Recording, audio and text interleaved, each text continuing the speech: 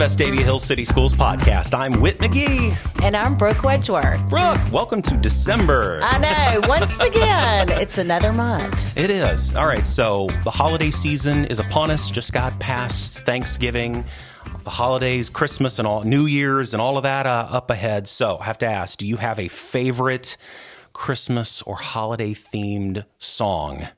I do. Now, Okay. I love Christmas holiday music. Yep. Just because I think it really kind of puts you in the festive spirit. Right. But probably my favorite is "Oh Holy Night." Okay. So Oh. not more serious, but it's one of those, like, I get chills every time I hear it. Now, is it like a specific rendition of it? Or like you want the big choral, or like an individual soloist, like a Carrie Underwood that's just really powering through the vocal? What do you think? Yeah, well, it's got to be done well. Right. And that's a hard one to do, so. That's true. That's a size like you don't halfway do No, a Holy you Night. do not. You do not. Some people do, but Right. Well, that's right. That's right.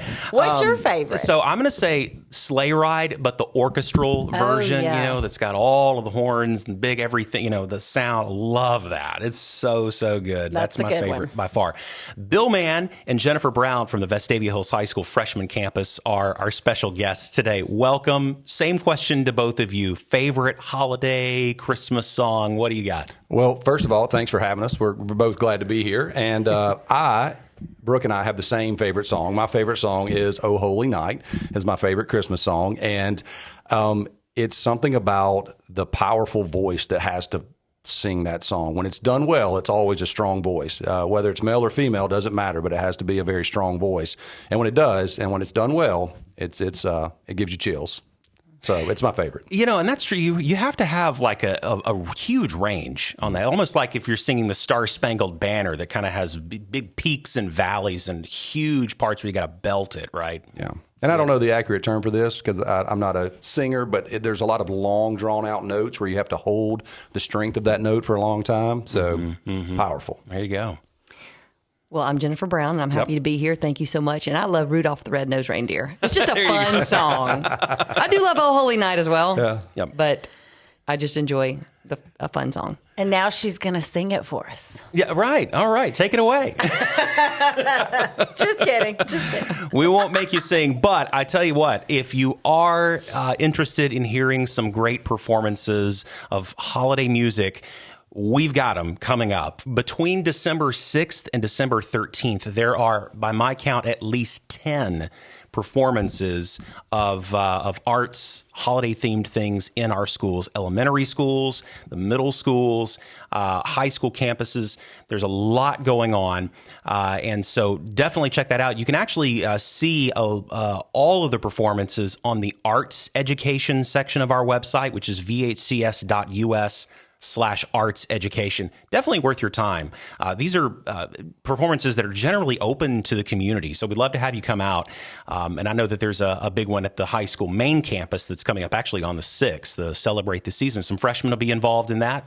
Yeah, absolutely. So a lot of freshmen will be involved with that. In fact, we're taking our freshmen over for a performance in the morning, so they'll get to be a part of witnessing that on the first performance that morning. And then there's a daytime community performance at 11, I believe, and then another one that night, which, like you said, is all on the website, but great community performances as well. Fantastic. Well, as Whit said, Bill and Jennifer are our administrators at the freshman campus. And so I think it would be a great way to start just to really get to know a little bit about each of you.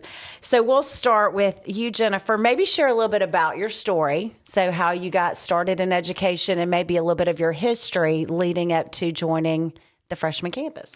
Well, I was a teacher at the main campus before coming to the freshman campus, but just rewinding back to, I guess, the beginning, since you asked about my history. Oh, gosh, that might take a while. But I was a student at Pleasant Grove High School. I graduated from Pleasant Grove High School, went to UAB, graduated with a degree in education. I taught science for most of my career. So for about 18 years, I taught high school science, mostly physical science. So I became an administrator at the high school main campus before there was a freshman campus, and I was there for 3 years. And then the idea of the freshman campus came along, and I actually volunteered because I thought it was just such an awesome opportunity to open a new campus, and specifically for freshmen, because that's just such a great age for teaching and learning. And so I was honored with that opportunity, and that's where I am now. Okay, so Bill, you want to share your story as well? Okay, yeah. So Jennifer and I have a lot of similarities. I went to UAB as well. I graduated from St. Clair County High School, went to UAB to get my undergraduate degree in education, and went right into teaching out of that. Taught at Springville High School, and then taught at a private school in Mississippi called Jackson Preparatory School for a while.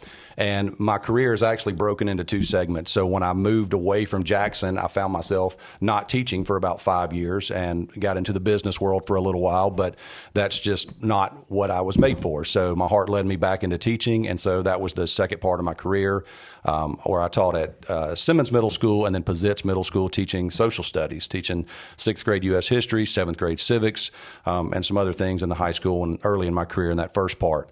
For me, my story as far as moving in administration started in 2017 with a teacher leader program. I was part of the inaugural cohort that we did right here, Vestavia Hills City Schools, and it was something that for the first time made me start thinking about moving out of the classroom and moving into a position that allowed me to have a fuller view and a bigger picture view of the school individually and the school system as a whole. So I went back to school and got my administrative degree, and then got the assistant principal job at the high school main campus in August of 2020, and then had the opportunity just a few months ago in July to start being the principal at the high school freshman campus. So that's what brings me here. That's great. And that teacher leader program, we should spotlight that on a spring episode. I think we'll look into doing that because it really has produced fantastic leaders all over the school system, people in administrative roles, people in just classroom roles, and people who just want to step up and be the leader that their school needs. This is great. Well, the freshman campus opened back in the fall of 2020. The 2020-21 school year. What a year to open, right? And initially, it was just designed as a satellite of the high school main campus. It is its own school now. And so, Brooke, I know you remember the process well of the school restructuring that took place. That was actually took place a couple of years before that. And the focus was trying to figure out, how do we manage the space that we have, given the enrollment that we have in the school system, but also just given the needs of students? And the 9th grade in particular was a group that was targeted as an opportunity group. And I think that's where a lot of the freshman campus discussion came out of. Jennifer, I know you were there from the beginning. Can you talk about what your recollections of that process as far as making the transition in, because you were involved in discussions about what freshman campus was going to look like before the doors even opened? Gosh, we were deciding what, if we wanted it to be an 8th and 9th grade campus. You know, there was discussion about possibly a seniors only campus, and then it was decided that we were going to have a freshman campus. So once we decided that we were going to have a freshman only campus, we started trying to think about, you know, how that was going to look, and how we were going to connect the freshman campus to the larger campus. I mean, things like clubs, you know, what clubs would we have? You know, how would sports look there? What type of classes? I mean, obviously the core content areas would be offered, but what types of electives and things of that nature? How would PE look? You know, how are students who are on a JV team be moved to the main campus for practice? I mean, there was just so much involved in the planning, and you know, even just the schedule and how we were going to structure lunch and what we call advisory period, and making that a part of the school culture. And I'm sure we'll talk about that later. I hope we do anyway. But those were all parts of the discussion that, you know, we had for a couple of years. Well, and I think that's something that maybe people don't really realize is how much really research and thought and conversations happened prior to even opening this campus. Like Jennifer said, there was a lot looking at schools that had or were doing that, what was going well, what wasn't, and then how do you really how do you make it the best place for freshmen? Because it really is a great opportunity, but you want that opportunity to go really well. And the other thing is there's so many logistics to think about with that, which I know Jennifer mentioned some of those. So having been not just a colleague, but then a parent on the other side of that as well, you see, I mean, like she said, you've got to think about every course that every kid is taking. And what does that look like if that course is not offered at the freshman campus? And then those kids who participate in sports and other extracurricular activities, where do they go and how do you transport them? And, when are they transported and all that? So there's just so many little pieces. Forget just opening a school, because that's enough in itself. But for this, trying to keep those students connected to the main campus as well was a major undertaking, and I think was so really well done even that very first year. And I know they continue to, tune it each year and make it even better. And I certainly want them to talk about that today. But I just think it's hard. People don't see that because it goes so well. So lots of thought went into that, and a lot of logistics really had to be created for it to be successful. Do you have any recollections from that first year and particularly those first students? I've tried to block out the first year because it was the year of COVID, and I think Well, we're all that's trying to true. forget that. But it was a really tough year in general just because of COVID, and we had the red and blue days, and we had students who were virtual, so we were teaching students virtually as well as in person on every other day. I mean, there were so many challenges just with that side of it, but just thinking about just transporting the band. So our band students, they have to practice with the rest of the marching band because they're a part of the band. So how are we going to get there? What time would they start? Surprisingly, we had planned to have band first period, and then we decided to have this advisory period. We decided to have it second period just in case students were late from band.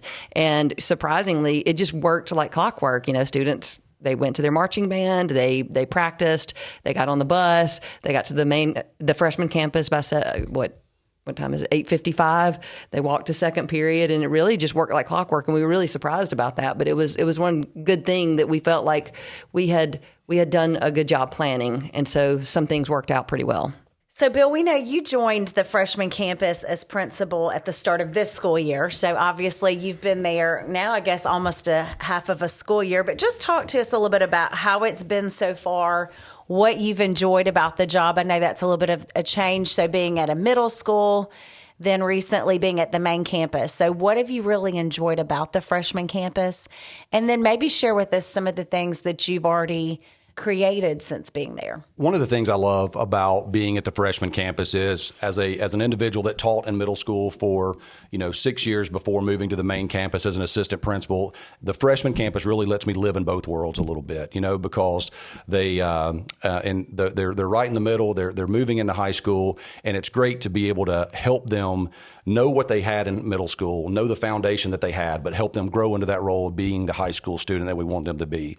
We talk a lot about the freshman campus being the place where they come together. So this group that we have right now, this cohort, is the class of 2026. It's the first time these kids from Pizzitz and Liberty Park have come together, and it's really enjoyable to be part of that process of just helping them come together as one unit. So that's the thing that I've definitely enjoyed the most. Bill, you're touching on something that was on my list of questions, which is, are there things that are unique to the freshman campus that other schools in our system don't have to deal with, or maybe things that are specific to ninth graders that you try to address there before they go on to the main campus, maybe challenges? One of the things that Jennifer hinted on earlier was our tutorial period that we have, or advisory period rather, that is on Wednesdays is tutorial period. But one of the things that we really focused on is building an academic foundation, and the thing that's unique about the freshman campus is we do have that second period class every day where kids once a week on tutorial period have the option for remediation. Every student in the building has a choice for remediation for things that they're still learning or to be enriched in areas that they want to have more in. And also we have guest speakers come in to talk to them about character education, leadership, and a lot of times these are people from the community. A lot of times these are people from other schools in the district that come and have this opportunity to really pour into our kids, and that's a unique opportunity that we feel like gives them that foundation they need to become that great high school student that we want them to become, that wouldn't have been available if they were on the main campus with everyone else. Just for scheduling purpose, it just wouldn't be possible. So if it's all right, I'd like Jen to talk a little more about the tutorial tutorial period, and as far as some of the details of what we do with that. Yeah. So we created the advisory period. So just to give you a quick understanding, at the main campus, we have an 8-period day. At the freshman campus, we also have an 8-period day. At the main campus, they have lunch during 4th and 5th periods. In that lunch period, each child has half of the period would be lunch and the other half would be a study hall. So what we did is we took that study hall portion, we broke it apart from lunch, and we put it during second period. Specifically, we put it second period just because we were worried about kids being late on the bus. But it actually works out really well being second period. And so during that second period advisory, every student and every teacher has that period available as what we call advisory period. And so we're able to do so many things. Sometimes it is just a quiet study hall. Other times we have guest speakers. We've met with an author before. Our entire school met with the author of the book that our students were reading. But once a week, we allow our students to participate or to choose an area where they want to grow. And so each Monday, they get a list, and all of our teachers offer some sort of opportunity. And so in biology, for instance, today we had students are able to start preparing for their exams that are coming up in 2 weeks. So if they want to sign up and start preparing for exams, or some of them have an honors biology test coming up this week. I think some students have a geometry test. In history, I think some of our AP students are doing some, I can't remember if it's Unit 6. In drafting, they're doing some sort of coordinate axis project. And so, in addition to all of the academic things, there are also areas that we allow them to choose, like ACT prep or just a quiet study hall. And then we also try to have 1 or 2 guest speakers each week. And today, actually, Coach Dow Davis from the main campus came and talked to them. And then we also had our career coach who came and led a session. And then last week we had our college counselor come and offer a session on what I should be thinking about as a freshman for college. And so we're offering these things each week. And so there may be a week where a kid says, I really need help for my test coming up. There may be a week where he or she says, I really just need a quiet study hall because I have some work to make up, or they may say, I want to go hear a speaker. And so we're, actually Mr. McGee spoke a couple of weeks ago. Right. No, it was fantastic. Oh, yeah. It was What'd so you think? good. I loved it. They were such a fantastic and engaged group, and you could tell that the students who were there were they were there because they hoped to gain something from the person who's speaking and from the topic and the perspective that the speaker is speaking on. So I was able to talk about the role of public relations, but more broadly the role of storytelling and the fact that the person sitting next to you has a story. They're not just some person that you're just going to breeze by in life. That person's got a story too, and getting to know the people around you and connect with people is a big part of just doing life well. So it was so great to get to be a part of that opportunity, and I think that period has got to be so meaningful for freshmen, particularly trying to make sense of the high school experience and just having that moment and starting to take ownership of where they need support. And sometimes it is everyone needs a little intervention at times. Everyone sometimes may want to be enriched, and then sometimes they just want to be, have somebody tell them a story or talk about storytelling. And so we're excited because this year we've tried to really have more guest speakers and, people from the community, teachers from the main campus. And I think it's been really good for our students. Yeah. And speaking on what you're saying there, Whit, about everybody having a story, one of the things that we've learned that's pretty powerful too is when kids go into a class for remediation for something that they're still learning, and they see other kids in there that aren't in their class that are doing the same thing. It's just powerful because it brings them together when they realize, because kids have a tendency to think they're the only ones that need that remediation, or they don't want to go because they're a little shy the first time because they're afraid they're going to be the only one in there. And then they go in there the first time and there's people sitting on the floor, there's people sitting in the desk, people sitting in around the rooms because our biology teachers have 40 kids in a classroom getting ready for a test the next day. And they realize that, hey, we're all in this together. We all need some help to make sure that we're ready for that, and just to making sure that we're being the best that we can be. I'll say the tutorial is one of my favorite things. So I follow the Freshman Campus on Instagram. So hopefully all of our listeners will start doing that if you don't, because they really post great things. I feel like almost every day. And so I feel like that even if I'm not at the Freshman Campus, I feel like I'm still in the loop. But just seeing the opportunities that they really provide for these kids is amazing to me, and just something I'm so proud of that we have, because I think, like you all have said, I mean, ninth graders are cool kids, but it's such a important transition time for them. And it's really that, transition from middle school to high school when things really do, I would say, ramp up and they start to feel pressures of, maybe getting ready for college or even, what they're going to do after high school. So I feel like that they offer those opportunities for kids is just crucial. And like I said, one of my favorite things to watch. And I want to add that it doesn't happen without buy-in from our teachers. So our teachers really and truly teach an extra lesson every Wednesday. And they love it. They're willing to do it. And they collaborate. They work to plan lessons collaboratively. So if I'm in a biology class and I'm taking a biology test on Wednesday, all of the other biology students are taking the same test. And so what that does is that allows teachers to not just teach and reteach and help their students, they're able to help all of the biology students. So that's really neat to see that collaboration happening within our teacher professional learning teams. Well, you've really built I feel like a culture of, and I'll hate to use the education term, but I don't know a better way. It's really like collective responsibility, this collective ownership that I'm not just responsible for the kids I teach in my biology class, but I'm responsible for all kids. And so that's something I see every time I feel like I visit the freshman campus is there's really this ownership by everybody. I feel like every adult there that these are all of our kids. And so everybody really does buy in and goes all in to say, okay, we want all of these kids to be successful here, but also when they leave the freshman campus. So just another impressive point. Did I steal your thunder, Bill? No. I just I made a note over here, but it's all right. No, you didn't steal my thunder at all. It's interesting. It really is. If I could add something to what you asked me earlier about one of the things I enjoy, it's the community atmosphere of the freshman campus among our students and our teachers. There really is that. I'll refrain from using an educational term here as well, but just that collective ownership of what's happening in the building. And one of the things that we've tried really hard to do this year, as we come out of the pandemic and out of COVID-related school years, is to build a community that is connected to the main campus enough that the kids feel part of the greater high school community, but at the same time is so dynamic and so engaging at the freshman campus that they really don't have a lot of time to worry about what's going on at the main campus. And so that community atmosphere really comes together, and I think it's something our students enjoy.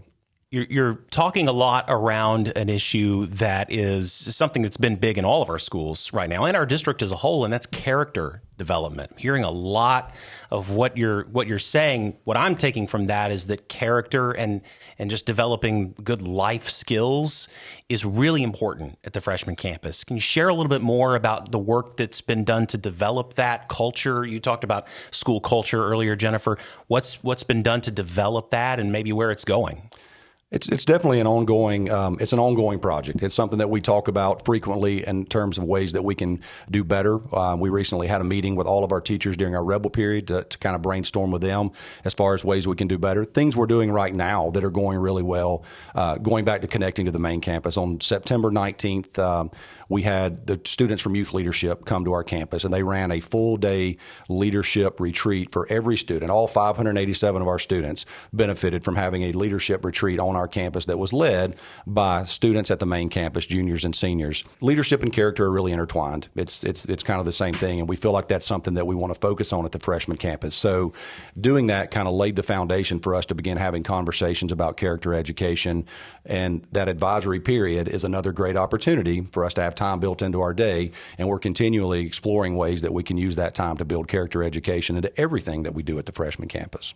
And that is something we strive to do more of. We've spent a lot of time focusing on the academic side just because, you want to keep the standard of excellence high at the freshman campus, but you also want to provide enough support because they come into ninth grade and it's just new and different. And they're so concerned about, fitting in or their GPA or, exams coming up, and they're just hyper focused on those things. And so, really trying to keep the standard of excellence high, but providing support where they feel supported, which I think we've done through our tutorial period and even through our advisory period, and also with our teachers having such collaborative work within their groups.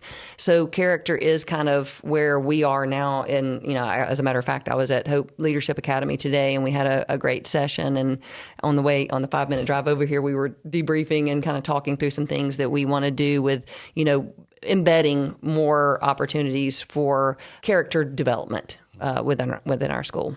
One of those things is we want to get people in front of our students more. On Monday of this week, we had Mr. Clint Usher, a man, come and speak to our students in a full student body assembly. He has a physical disability that's created some challenges in him for his life that he's overcome, and that's an area for us to create character education opportunities when they get to see someone else's story and how they've overcome obstacles and relate that to the own obstacles that they may face in their life, because ultimately that is a character issue. So y'all have talked about a lot that you are focusing on and really want to, but what's maybe next for the freshman campus? Any new exciting things coming up later this year, or maybe even plans for next year that you would like to share with our listeners?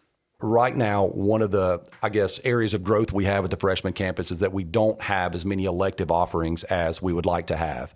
And right now, we're actively exploring opportunities for about 3 new elective opportunities that will pour into the career tech programs at the main campus. So what we want to happen is for our students at the freshman campus to be able to start their career tech pathway while they're on our campus and not just be waiting until they get to the main campus to begin that process.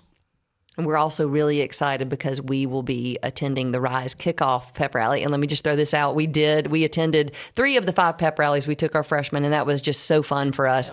And we won the last pep rally we attended, which was a really big deal. Yeah. Really, we won all 3 of them. But if we're being honest. Yes. Right. But our freshmen have been so excited, and they're ready to go to another big event at the main campus. So we're excited about that. And pictures of the Spirit Stick are all over Instagram. So if you want to go back and follow that Instagram, they're all still there. So you can see us gloating in our moment of victory a little bit.